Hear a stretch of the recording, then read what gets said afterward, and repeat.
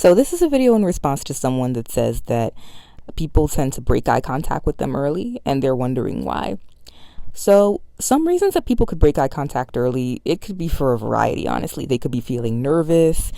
They could even have a crush on you.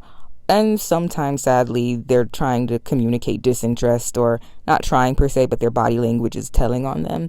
It's hard to say without more context why people are breaking eye contact with you, but those could be one of the reasons.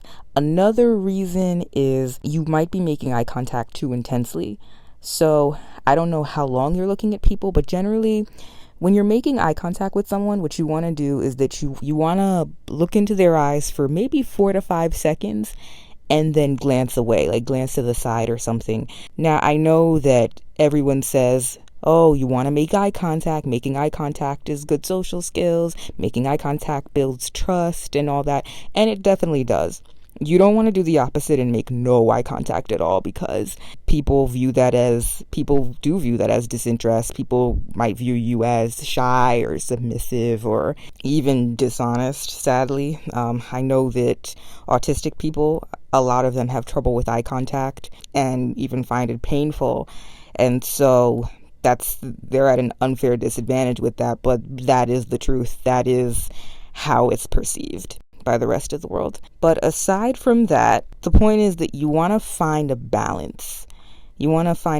So again, look for a few seconds, about 5 seconds, a good rule of thumb, then look away. Generally, you want to keep eye contact for 50% of the time when you're talking and about 70% of the time when you're speaking. Now, I don't want you to overthink this in your head. I don't want you to be like, oh, okay, am I making eye contact half the time? Because then if you overthink it, your eye contact is going to look unnatural.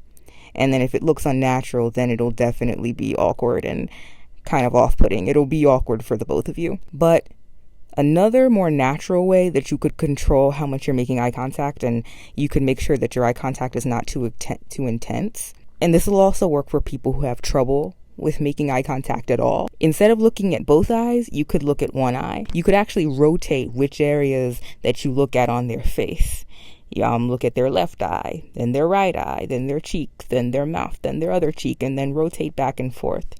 And then it'll give the impression of eye contact without staring deep in their soul per se, That's also a good way to kind of mimic eye contact if making eye contact feels too intense for you. Another thing, this is for those who find eye contact really uncomfortable, challenge yourself to figure out what color is their eye and what shade of that color. So for example, you notice they have brown eyes. What shade of brown? Chocolate? Amber? Or you could look at areas near their eyes, like their eyebrows, their nose bridge, their cheek. An exercise you could do, look at their eyebrows. How are they groomed? How are they shaped? Do they have an arch, straight shape?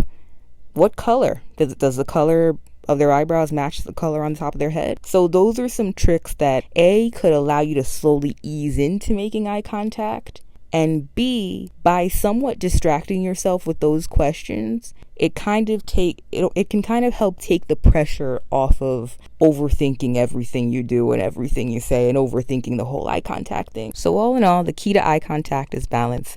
If you like this video, give this a thumbs up and be sure to subscribe to my channel, where I will be posting more videos about social skills, how to navigate social situations, and how to avoid social awkwardness.